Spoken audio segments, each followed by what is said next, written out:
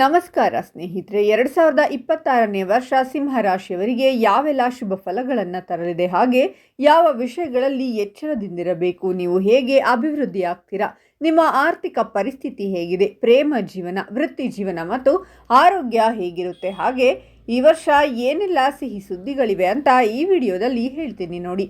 ಅದಕ್ಕೂ ಮುನ್ನ ಸಿಂಹ ರಾಶಿಯವರ ಬಗ್ಗೆ ಇನ್ನೂ ಹೆಚ್ಚಿನ ಮಾಹಿತಿಗಾಗಿ ವಿಡಿಯೋಗೆ ಲೈಕ್ ಮಾಡಿ.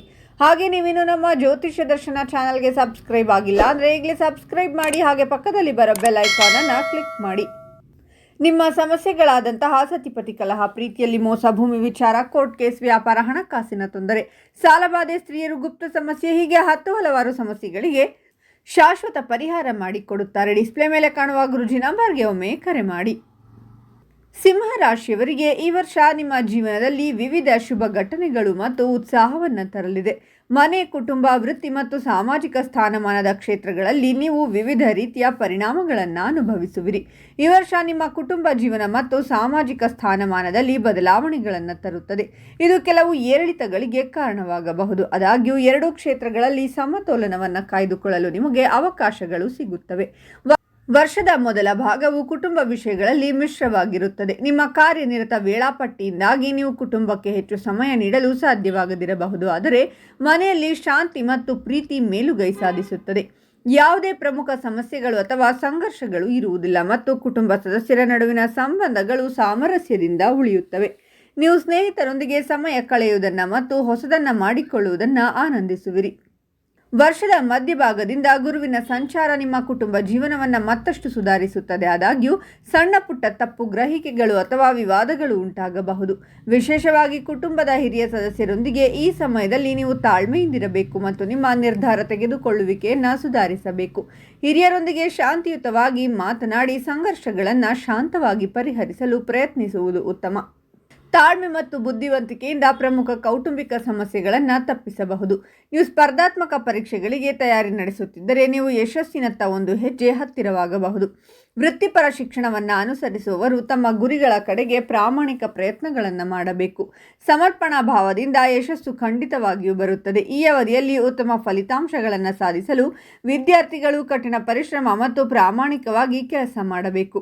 ನಿಮ್ಮ ಮನೆ, ಕುಟುಂಬ ಮತ್ತು ಸಾಮಾಜಿಕ ಕಾರ್ಯಕ್ರಮಗಳಲ್ಲಿ ಗಮನಾರ್ಹ ಬೆಳವಣಿಗೆಗಳನ್ನು ನಿರೀಕ್ಷಿಸಲಾಗಿದೆ. ವರ್ಷದ ಮೊದಲಾರ್ಧವು ಹೊಸ ಕೌಟುಂಬಿಕ ಸಂಬಂಧಗಳಿಗೆ ಮತ್ತು ನಿಮ್ಮ ಸಮುದಾಯದಲ್ಲಿ ಹೆಚ್ಚಿನ ಮನ್ನಣೆಗೆ ಕಾರಣವಾಗಬಹುದು.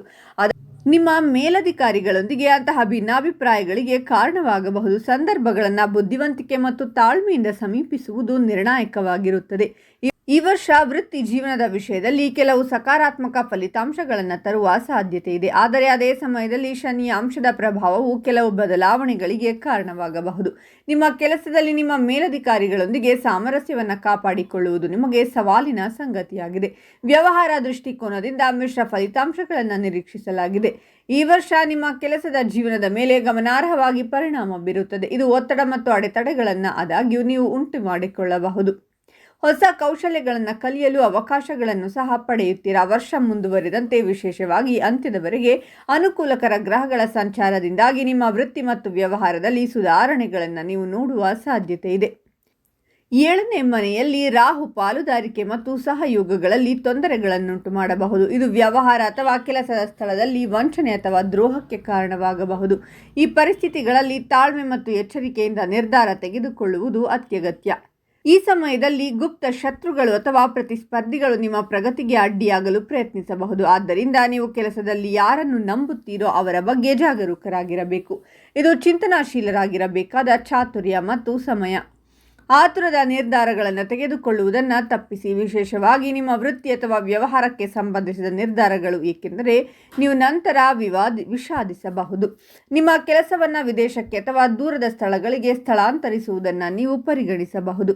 ಈ ಸಮಯದಲ್ಲಿ ಪ್ರಮುಖ ಹೂಡಿಕೆಗಳನ್ನು ಮಾಡುವುದನ್ನು ತಪ್ಪಿಸಿ, ಏಕೆಂದರೆ ನಷ್ಟಗಳು ಸಂಭವಿಸಬಹುದು ಮತ್ತು ನಿಮ್ಮ ನೈತಿಕತೆಯನ್ನು ಕುಗ್ಗಿಸಬಹುದು. ಅಪಾಯಗಳಿಂದ ದೂರವಿರುವುದು ಮತ್ತು ಎಲ್ಲ ವೃತ್ತಿಪರ ವಿಷಯಗಳಲ್ಲಿ ಎಚ್ಚರಿಕೆಯಿಂದ ವರ್ತಿಸುವುದು ಬಹಳ ಮುಖ್ಯ.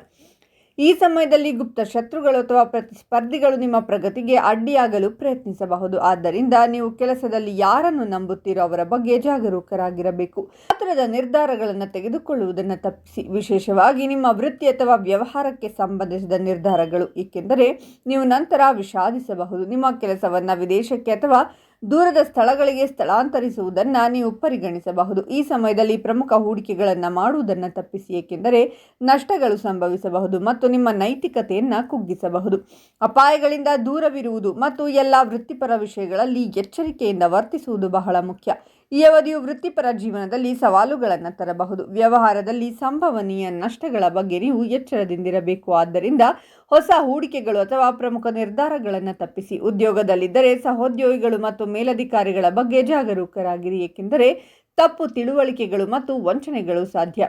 ವರ್ಷದ ಅಂತ್ಯದ ವೇಳೆಗೆ ವಿಷಯಗಳು ಸುಧಾರಿಸಲು ಪ್ರಾರಂಭವಾಗುತ್ತದೆ. ಉದ್ಯೋಗಾಕಾಂಕ್ಷಿಗಳು ಸ್ವಲ್ಪ ಹೆಚ್ಚು ಸಮಯ ಕಾಯಬೇಕಾಗಬಹುದು.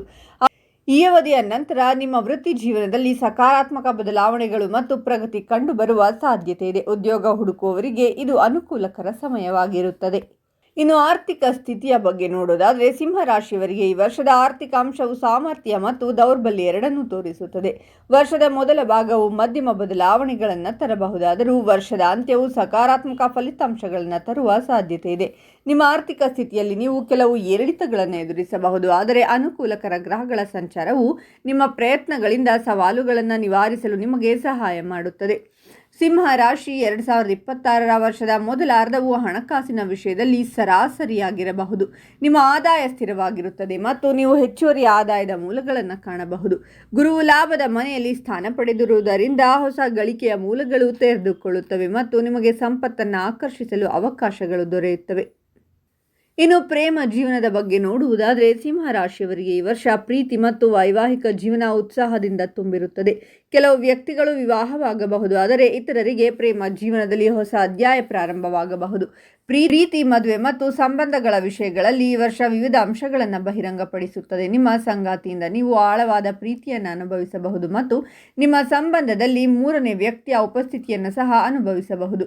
ಪ್ರೀತಿ ಮತ್ತು ಮದುವೆಯಲ್ಲಿ ನೀವು ಕೆಲವು ಸುಂದರ ಅನುಭವಗಳನ್ನು ಹೊಂದಿರಬಹುದು. ಈ ವರ್ಷ ಸಿಂಹರಾಶಿಯವರು ತಮ್ಮ ಪ್ರೇಮ ಜೀವನದಲ್ಲಿ ಮಿಶ್ರ ಫಲಿತಾಂಶಗಳನ್ನು ಅನುಭವಿಸಬಹುದು. ಆರಂಭಿಕ ಹಂತದಲ್ಲಿ ನಿಮ್ಮ ಸಂಬಂಧದಲ್ಲಿ ಪ್ರಣಯ ಮತ್ತು ಸಿಹಿ ಕ್ಷಣಗಳು ಅರಳಬಹುದು.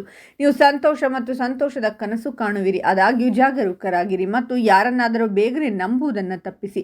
ಹಠಾತ್ ನಿರ್ಧಾರಗಳನ್ನು ತೆಗೆದುಕೊಳ್ಳುವುದನ್ನು ತಡೆಯಿರಿ. ವಿಶೇಷವಾಗಿ ನೀವು ಹೊಸ ಸಂಬಂಧದಲ್ಲಿದ್ದರೆ ನಿಮ್ಮ ಭಾವನೆಗಳನ್ನು ಅರ್ಥ ಮಾಡಿಕೊಳ್ಳಲು ಮತ್ತು ನಂಬಿಕೆ ಪ್ರಬುದ್ಧತೆಯಿಂದ ಮುಂದುವರಿಯಲು ನಿಮ್ಮ ಸಮಯ ತೆಗೆದುಕೊಳ್ಳಿ. ಇನ್ನು ಆರೋಗ್ಯದ ಬಗ್ಗೆ ನೋಡುವುದಾದರೆ, ಗುರು ಮತ್ತು ಶನಿಯ ಹಿಮ್ಮುಖ ಪ್ರಭಾವವು ನಿಮ್ಮ ಸಂಗಾತಿಗೂ ಸಣ್ಣ ಪುಟ್ಟ ಆರೋಗ್ಯ ಸಮಸ್ಯೆಗಳನ್ನುಂಟು ಮಾಡಬಹುದು. ಗುರು 12ನೇ ಮನೆಯಲ್ಲಿ ಸಾಗುವುದರಿಂದ ನೀವು ನೀರಿನಿಂದ ಹರಡುವ ರೋಗಗಳು, ಶೀತ, ಕೆಮ್ಮು, ಜ್ವರ ಅಥವಾ ಕಫ ಸಂಬಂಧಿತ ಸಮಸ್ಯೆಗಳನ್ನು ಎದುರಿಸಬಹುದು. ಗುರುವು ನೀರಿನ ರಾಶಿಯಲ್ಲಿ ಸಾಗುತ್ತಿರುವುದರಿಂದ ಇದು ಕಫ ಸಂಬಂಧಿತ ತೊಂದರೆಗಳಿಗೆ ಕಾರಣವಾಗಬಹುದು. ಅದು ನಿಮ್ಮ ದೈಹಿಕ ಸ್ಥಿತಿಯ ಮೇಲೆ ಪರಿಣಾಮ ಬೀರಬಹುದು. ಈ ಸಮಯದಲ್ಲಿ ನೀವು ನಿಮ್ಮ ಆರೋಗ್ಯದ ಬಗ್ಗೆ ಹೆಚ್ಚು ಜಾಗರೂಕರಾಗಿರಬೇಕು. ಈ ಅವಧಿಯಲ್ಲಿ ಅತಿಯಾದ ಆತಂಕ ಮತ್ತು ಒತ್ತಡವು ನಿಮ್ಮ ದೈಹಿಕ ಸ್ಥಿತಿಯನ್ನು ದುರ್ಬಲಗೊಳಿಸಬಹುದು. ಆದ್ದರಿಂದ ಮಾನಸಿಕವಾಗಿ ಶಾಂತವಾಗಿರುವುದು ಮತ್ತು ಅತಿಯಾಗಿ ಯೋಚಿಸುವುದನ್ನು ತಪ್ಪಿಸುವುದು ಮುಖ್ಯ. ನಿಮ್ಮ ಆರೋಗ್ಯವನ್ನು ನಿರ್ಲಕ್ಷಿಸುವುದರಿಂದ ಆಯಾಸ ಮತ್ತು ಇತರ ಸಮಸ್ಯೆಗಳು ಉಂಟಾಗಬಹುದು. ಈ ವರ್ಷ ನೀವು ನಿಮ್ಮ ಫಿಟ್ನೆಸ್ ಮೇಲೆ ಹೆಚ್ಚು ಕೆಲಸ ಮಾಡಬೇಕು. ಗುರುವಿನ ಸಂಚಾರವು ಆಂತರಿಕ ಶಾಂತಿ ಮತ್ತು ಸಮತೋಲನವನ್ನು ಬೆಂಬಲಿಸುತ್ತದೆ ಮತ್ತು ನಿಮ್ಮ ಫಿಟ್ನೆಸ್ ಅನ್ನು ಕಾಪಾಡಿಕೊಳ್ಳಲು ಸಹಾಯ ಮಾಡುತ್ತದೆ. ನೀವು ಮಾನಸಿಕ ಒತ್ತಡ ಅಥವಾ ಆತಂಕದಿಂದ ಹೋರಾಡುತ್ತಿದ್ದರೆ ಯೋಗ ಮತ್ತು ಧ್ಯಾನವು ಗುಣಪಡಿಸುವಲ್ಲಿ ಸಹಾಯ ಮಾಡುತ್ತದೆ. ನೋಡಿದ್ರಲ್ಲ ಸ್ನೇಹಿತರೆ, 2026ರಲ್ಲಿ ಸಿಂಹರಾಶಿಯವರ ಭವಿಷ್ಯ ಹೇಗಿದೆ. ನೀವು ಈ ವರ್ಷ ಬಹಳ ಎಚ್ಚರಿಕೆಯಿಂದ ಇರಬೇಕು. ಈ ವಿಡಿಯೋವನ್ನು ಎಲ್ಲರಿಗೂ ಶೇರ್ ಮಾಡಿ. ಅವರು ಕೂಡ ಕಷ್ಟಗಳಿಂದ ಹೊರಬರುವಂತಾಗಲಿ. ನಿಮಗೂ ಒಳಿತಾಗುತ್ತದೆ. ಈ ಮಾಹಿತಿಯ ಬಗ್ಗೆ ನಿಮ್ಮ ಅನಿಸಿಕೆಗಳನ್ನು ತಪ್ಪದೇ ಕಾಮೆಂಟ್ನಲ್ಲಿ ತಿಳಿಸಿ. ಸಿಂಹರಾಶಿಯವರ ಪ್ರತಿ ತಿಂಗಳ ಭವಿಷ್ಯಕ್ಕಾಗಿ ನಮ್ಮ ಚಾನಲನ್ನು ಸಬ್ಸ್ಕ್ರೈಬ್ ಮಾಡಿ.